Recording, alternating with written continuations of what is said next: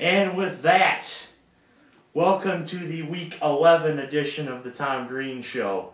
Best beginning yet, I'm not gonna lie.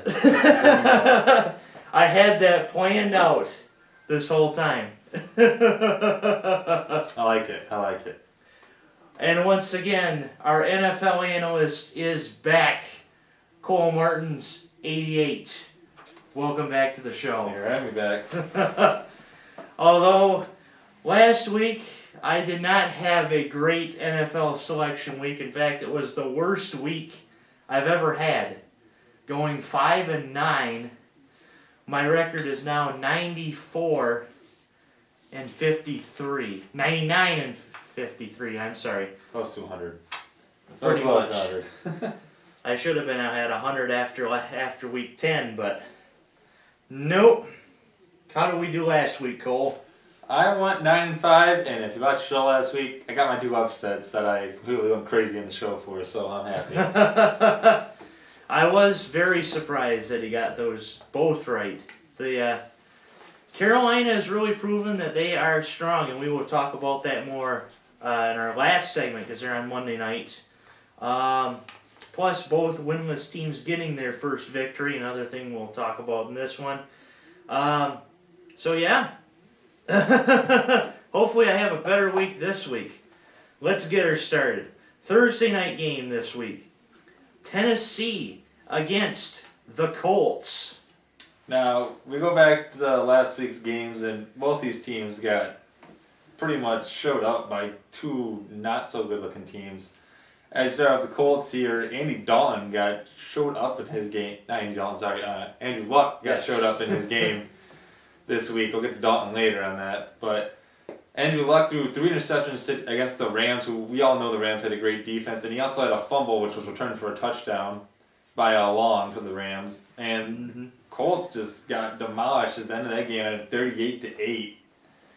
And then you have a Tennessee team as well who did not have that good luck against the 0-8 Jacksonville Jaguars, who finally got their first win of the year. Surprisingly. And the Tennessee locker room was not happy after losing that game because they were an 0-8 team, and no one in the NFL thought they were going to win this at all this year.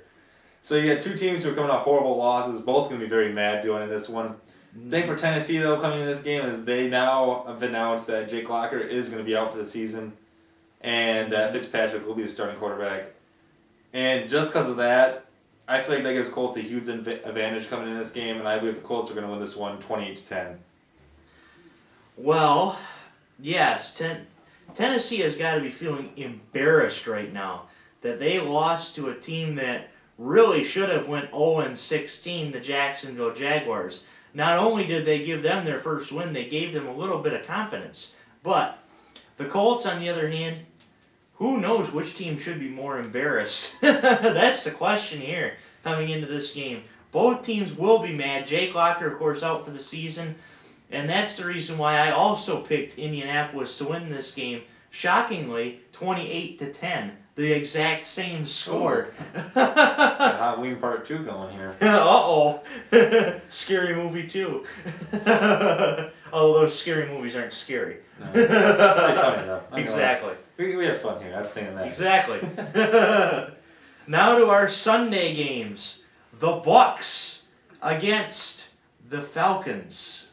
Well, Atlanta again being showed up as they got demolished by the Seahawks, and right now they need to find something as Matt Ryan ain't doing anything, Gonzalez ain't doing anything, that entire offense and defense aren't doing anything, and I know the two receivers missing, star receivers for the Falcons missing, it's hurting them, but they have to try to find something to get that offense going, because now they have Steven Jackson back, and they think the running game would help a little bit, but it is not right now for them.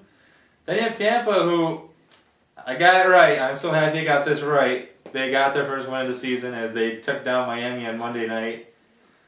They had a great game, I thought. They played not flawless, I guess. They had some little up and down bumps in the game, but they played good enough to get their first win of the year. And now they're going to be back home for this one. And in this one, I got to say Tampa Bay, I think, is going to take another one here as they're going to beat the Falcons 20-13.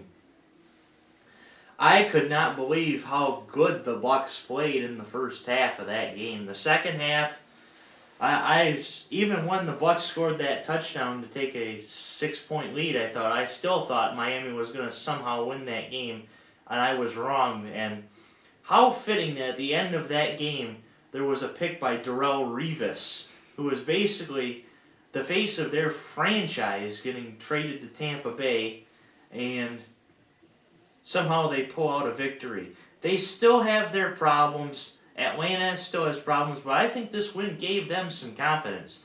And I think they're going to win another game, 24-21. I think it's going to be close, but I think they're almost going to have a replica of last week, especially at home, and beating the Atlanta Falcons. I know the Bucks are back, sadly. Buffalo against the Jets. Now, the Jets last week come off a bye, and they are pretty fresh, and they are feeling pretty good with themselves right now, being 5-4, and I think as of right now, they are in the wild card spot for the AFC. And Yes, I saw that. Geno Smith, he's been doing an outstanding job this season. Now he got some time to rest, and the entire offense gets some time to rest. They've been beat up in the running back position. And then you have a Buffalo team who took a loss to Pittsburgh last week and not showing that much of an offensive team at that as well. As E.J. Manuel, I believe, is still trying to come back from his injury, and Spiller as well, because he was hurt. And this one, even though it is in Buffalo, and I just think the Jets are just that good of a team, man. If they play good, that is the thing. If Geno Smith plays good, this team will play good.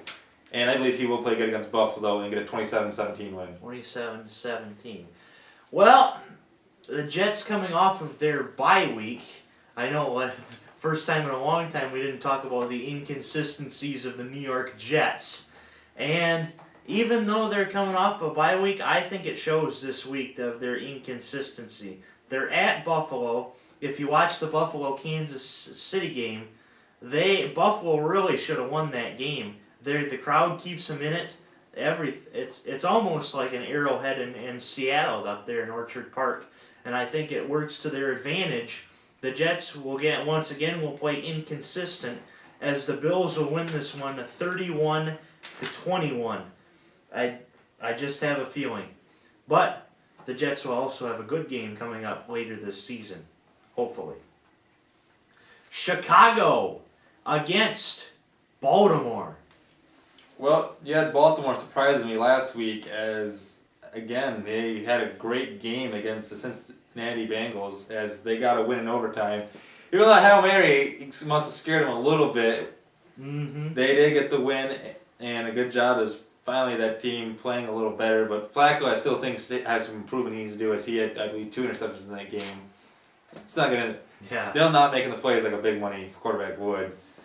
And then you have Chicago, who took a loss to Detroit last week, and again, Jay Cutler did not play like he should have been at that second half, as it looked like he must have had something hurt, as McCown did a good job at the end of the game and almost gave him the tie the game to make it go overtime, but could not complete on that 2-point conversion.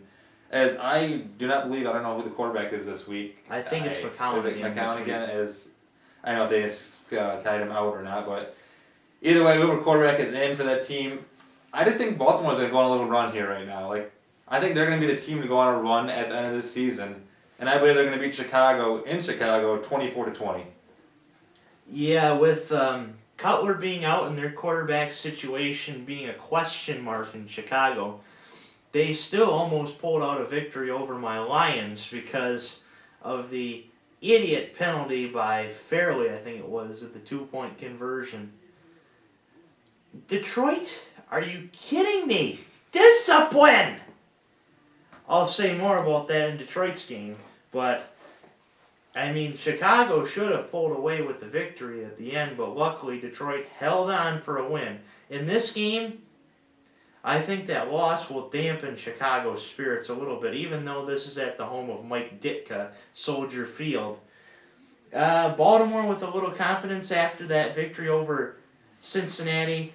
I think Baltimore wins this one. I think Burt will throw for 2 touchdowns. If you know Burt, I mean Joe Flacco. I think Ray Rice might even rush for 1.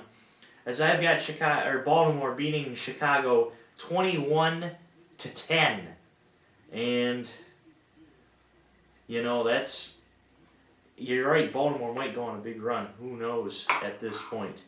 Just like last year with the Redskins, how they went 3-6, and Shanahan questioned the team, and they won 7 straight. So you never know what could happen. But we know what will happen right now, and that is segment 2 is coming up right now.